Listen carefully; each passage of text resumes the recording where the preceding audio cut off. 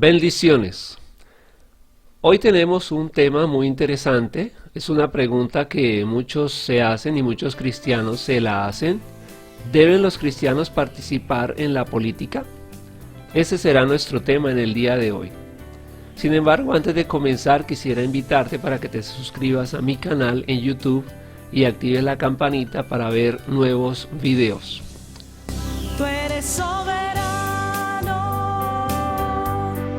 tú eres soberano, tú eres soberano y nadie como tú. Con relación a este tema de si los cristianos deben participar en la política, vamos a encontrar la respuesta, vamos a buscar la respuesta a este tema tan interesante en la historia de una nación de la modernidad, esto es los Estados Unidos de América. Vamos a mirar que inicialmente esta nación fue fundada por unos inmigrantes ingleses que vinieron.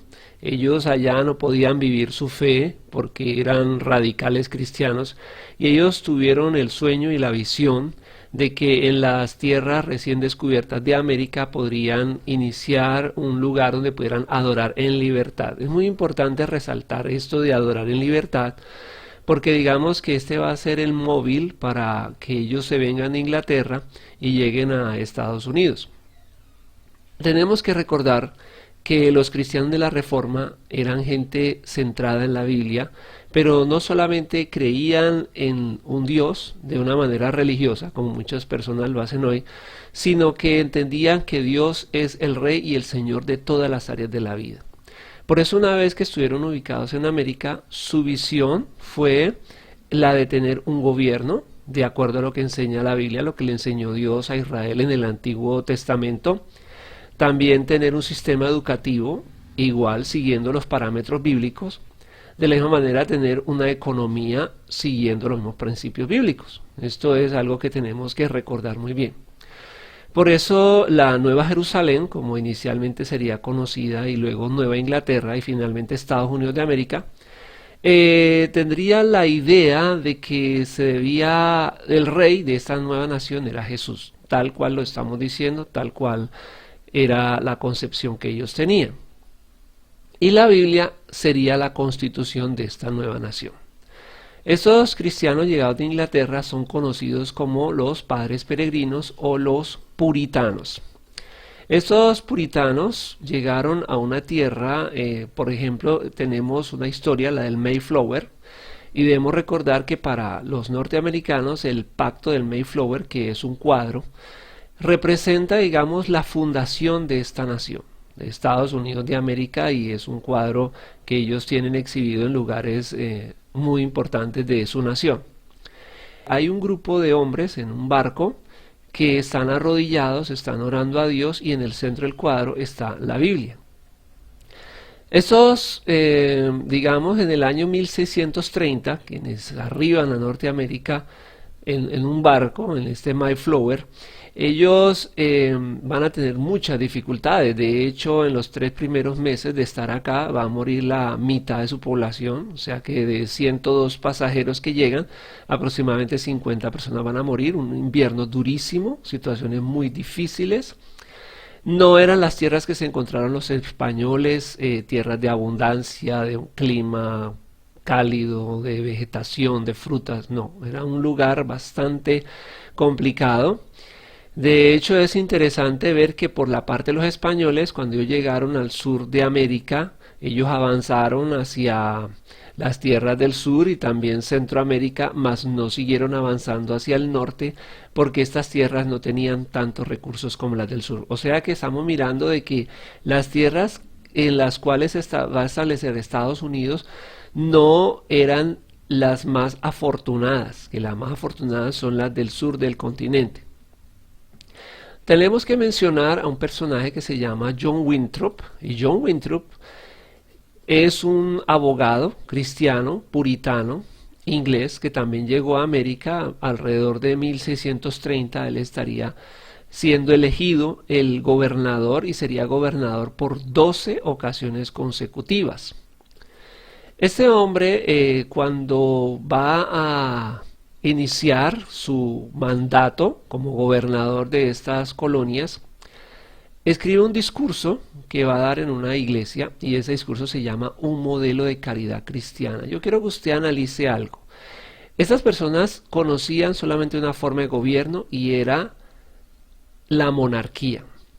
Sin embargo, como esta nación no está siguiendo una secuencia, sino que realmente está tratando de cortar con una tradición, lo que ellos van a hacer es establecer una nación diferente, no va a haber monarquía. Y vamos a ir mirando y vamos a ir descubriendo qué es lo que ellos van a crear. En ese modelo de caridad cristiana, que es el discurso de Winthrop, se va a destacar sobre todo un versículo que está basado en el Sermón de la Montaña del Rey Jesús, y es cuando Jesús dice, esto está en Mateo 5 del 14 al 16, ustedes son la luz del mundo, una ciudad que está sobre una montaña no se puede esconder, ni se enciende una luz para ponerla debajo de un cajón. Así que hagan sus buenas obras delante de la humanidad para que ellos den gloria a su Padre que está en los cielos. Esta frase, una ciudad sobre la montaña, a city upon a hill, va a ser realmente el nombre por el cual se va a reconocer el discurso de Winthrop. Y este discurso es tan importante en la política norteamericana que incluso vamos a encontrar a personajes como Ronald Reagan, Kennedy, senadores como Ted Cruz, Obama y muchos presidentes citando una ciudad sobre la montaña. Lo que necesitamos entender es que esta ciudad sobre la montaña es la referencia que Jesús hace sobre el reino de Cristo, porque recordamos que Cristo viene como rey. Estas son las palabras que el ángel le dijo a María: el santo ser que nacerá será llamado Hijo del Altísimo y el Señor Dios le dará el trono de David su padre. Jesús nació como rey, vivió como rey, murió porque declaró que era rey, porque cuando el sacerdote le pregunta, dinos, ¿tú eres el Hijo de Dios? El Hijo del Bendito. Él dice, tú lo has dicho y de ahora en adelante me verás a la diestra del poder viniendo de las nubes del cielo. Esa es la declaración del rey. De hecho, Jesús no fue condenado como los demás delincuentes, supuestamente, que son llevados a juicio y son condenados por algo que hicieron. No, Jesús es condenado sobre la base de un título. Y esa es una declaración extraña, un juicio extraño, porque a nadie se le condena por un título que se abrogue. Pero a Jesús le condenaron porque él decía, era el rey de Israel. De hecho, Pilato lo resalta en la cruz poniendo Jesús Nazareno, rey de los judíos. Y cuando él resucita, él va a decir, he recibido todo el poder en el cielo y en la tierra, por eso vayan y hagan discípulos en las naciones. Entonces, esta es la visión que tenemos que recuperar. Jesús nació como rey, vivió como rey, murió como rey y resucitó y ahora está reinando sobre el cielo y sobre la tierra. Esto lo tenían bien claro los fundadores de Estados Unidos de América y por eso concebían que la nueva nación debía seguir ese lineamiento que trazó el rey en el Sermón de la Montaña. Esa razón es la que también va a llevar a que ellos entiendan que para esta nueva nación, la constitución de los Estados Unidos de América o la Nueva Jerusalén debía ser la Biblia, porque Dios y Jesús mismo en Mateo 23 le dice a sus discípulos y a la gente que todo lo que los fariseos decían y enseñaba debía ser obedecido porque ellos se centraban sobre la cátedra de Moisés, o sea que la cátedra de Moisés o la ley de Moisés o la instrucción de Moisés o la silla de Moisés, la enseñanza de Moisés, sigue siendo válida en el reino de Dios que ahora se está estableciendo sobre la tierra. Y lo que encontramos allí en esta enseñanza de Moisés con relación al gobierno civil está en Deuteronomio 1, del 9 al 18, pero tenemos otros pasajes como Deuteronomio 16, Deuteronomio 17, Éxodo 18, y hay cerca de 70 pasajes en el Antiguo y el Nuevo Testamento que hablan acerca del gobierno civil. Moisés dijo en Deuteronomio 1, del 9 al 18, en aquel tiempo yo les hablé diciendo, yo solo no puedo llevarlos. Jehová vuestro Dios los ha multiplicado y aquí que ustedes son como las estrellas del cielo. Que Dios les haga 1000 veces más de lo que ahora son. ¿Cómo puedo llevar yo sus molestias, cargas y pleitos? Versículo 13. Denme de entre ustedes, de sus tribus, varones sabios y entendidos y expertos para que yo los ponga por sus jefes.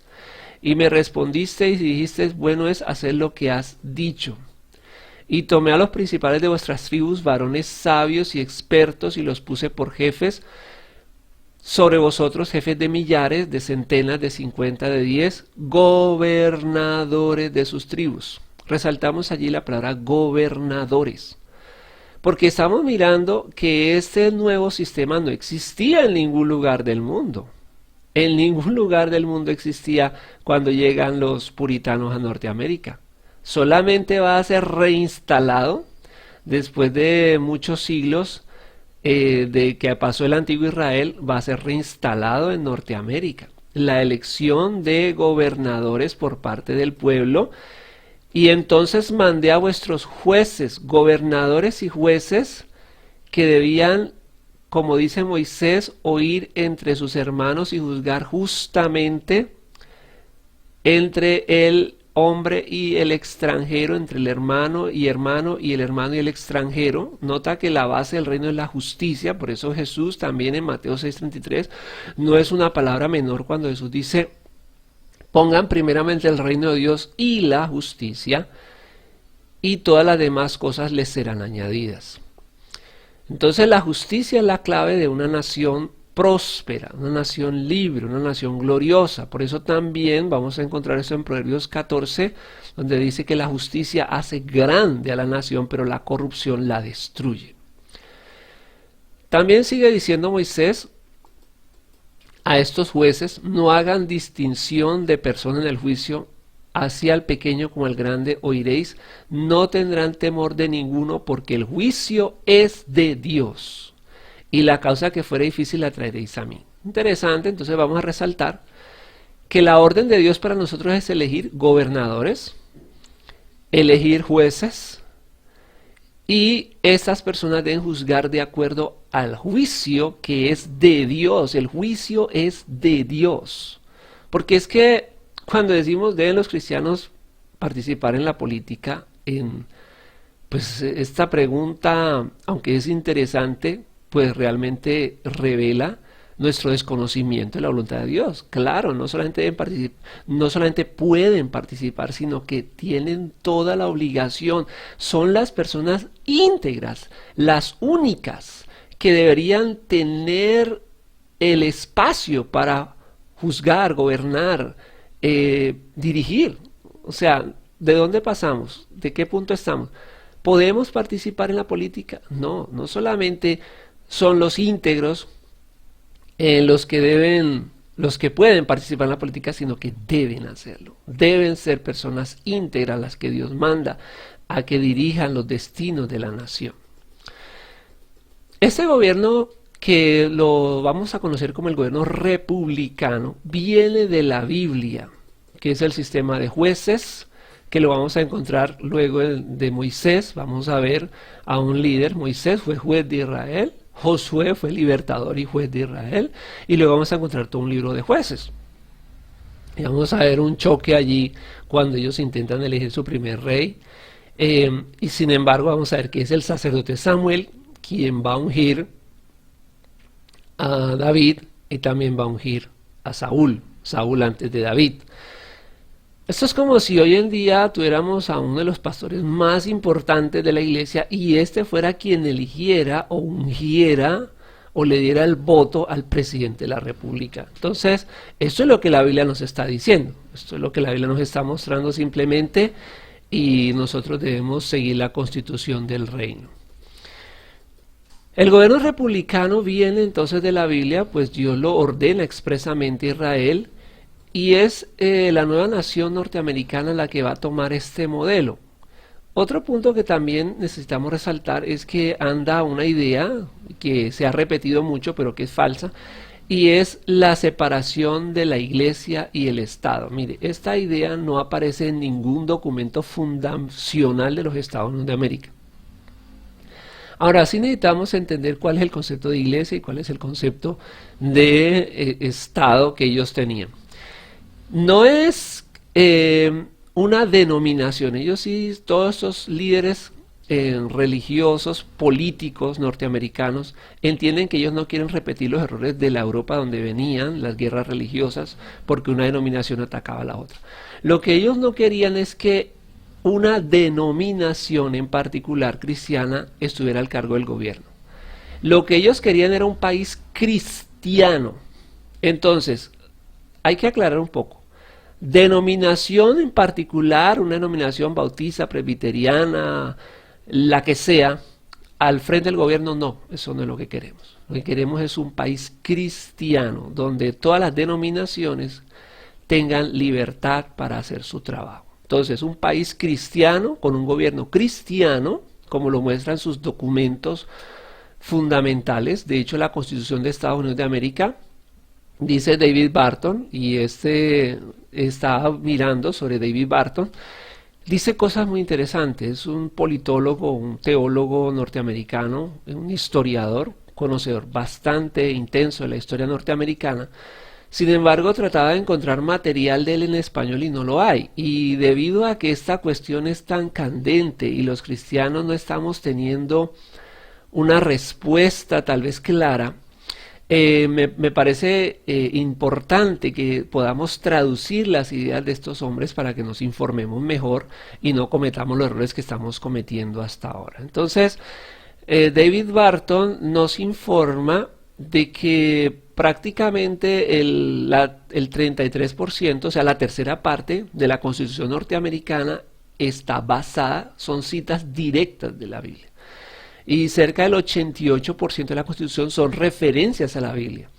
Y lo que dice Barton es que debido a que pues prácticamente esta Constitución no es sino Biblia, eso es lo que ha hecho que esta Constitución lleve más de 200 años de vigencia sin ser cambiada. Y es la primera nación que inicia un gobierno republicano y después de más de 200 años, o sea, siendo la más antigua, sigue siendo la única que no se ha cambiado. Todas las naciones del mundo han cambiado sus constituciones en muy poco tiempo. Y la razón que Barton expone para ello es porque Jesús dijo que el que funda su casa sobre la roca, y en este caso la roca sería la enseñanza de Cristo, su casa no caerá. Entonces, la razón para una constitución tan estable y un gobierno, una forma de gobierno que no ha cambiado en 200 años, porque nunca han tenido una dictadura ni nada, o sea, siempre ha sido la democracia republicana, es porque está fundada sobre las palabras de Jesús. Tenemos entonces que los principales y los primeros políticos norteamericanos eran cristianos. Muchos firmantes de la Declaración de Independencia de los Estados Unidos eran cristianos. Tenemos presidentes cristianos como George Washington. A su posesión asistieron 14 hombres de Dios, la mitad rabinos y la mitad pastores. John Adams, segundo presidente de los Estados Unidos. John Quincy Adams, sexto presidente de los Estados Unidos.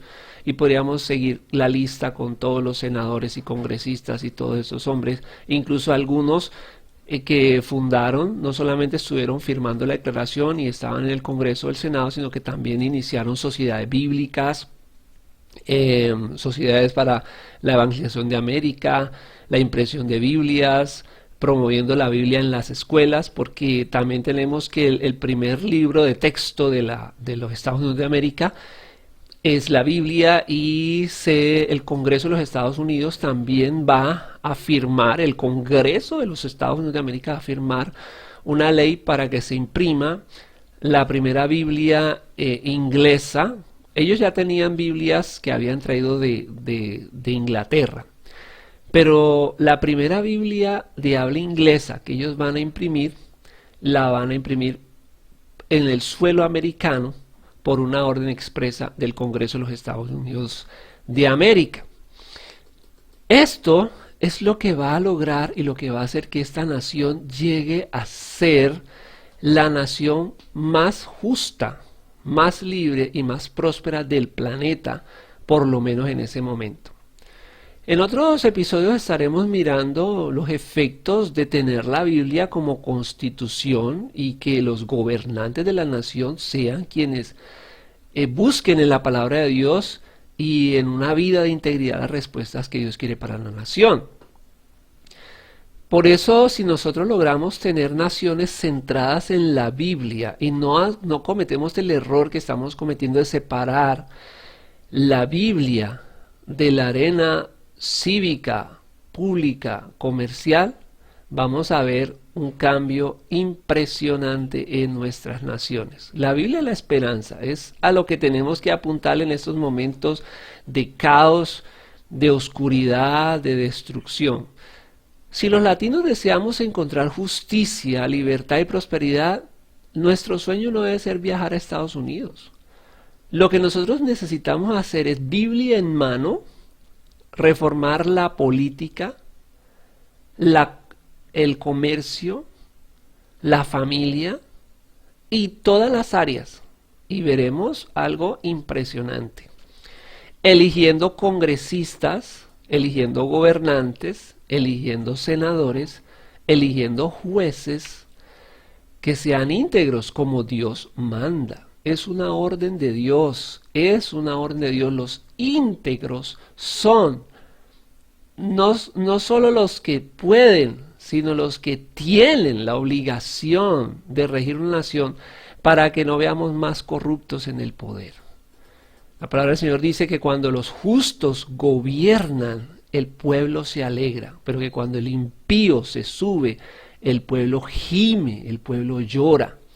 Y es por nuestra desobediencia a las órdenes de Dios en el Antiguo Testamento y del Rey Jesús en el Nuevo Testamento es que nuestras naciones gimen, porque no hemos reconocido a Jesús como Rey de Reyes y Señor de Señores en todas las esferas de la vida. Quiero terminar citando al presidente John Adams, segundo presidente de los Estados Unidos de América, con esta frase lapidaria. Los principios generales sobre los cuales nuestros padres, o sea, los padres de Estados Unidos de América lograron la independencia son los principios generales del cristianismo. Yo confieso que siempre he creído que esos principios generales del cristianismo son eternos, no cambian, así como tampoco cambia la existencia y los atributos de Dios.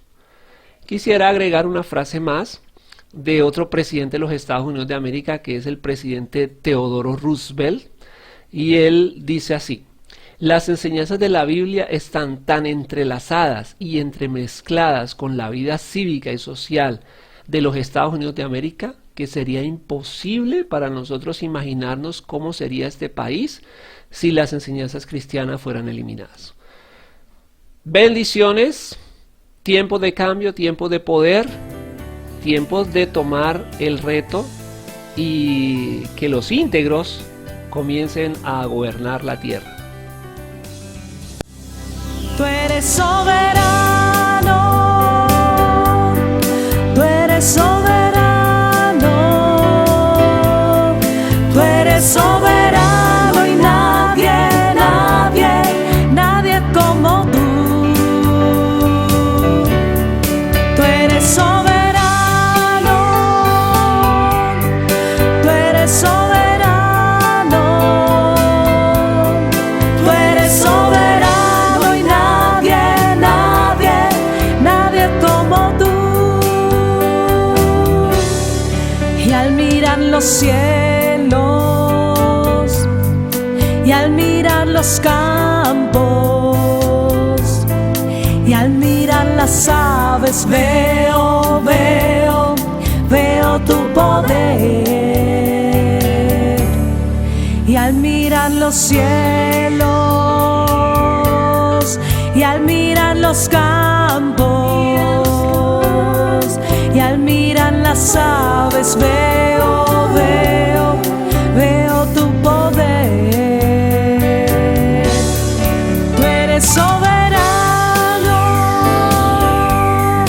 tú eres soberano, tú eres soberano y nadie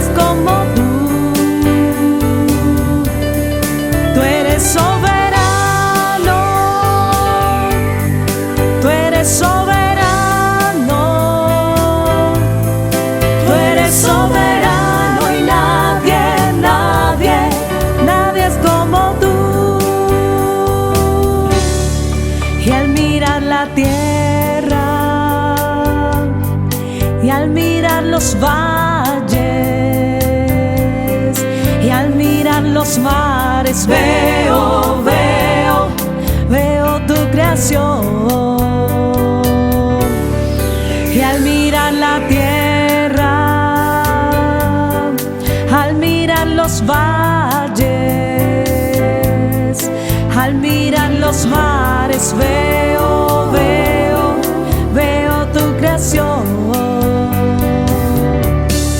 Tú eres soberano,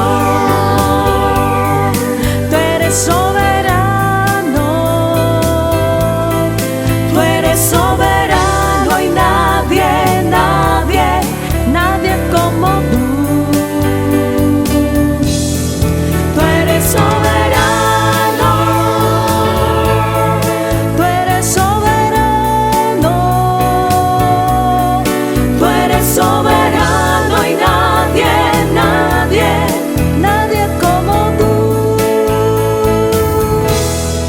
Al mirar mi hermano, al mirar mi amigo, al mirar su rostro veo tu amor. Y al mirar mi hermano, al mirar mi amigo y al mirar su rostro veo tu amor. Tú eres soberano, tú eres soberano, tú eres soberano.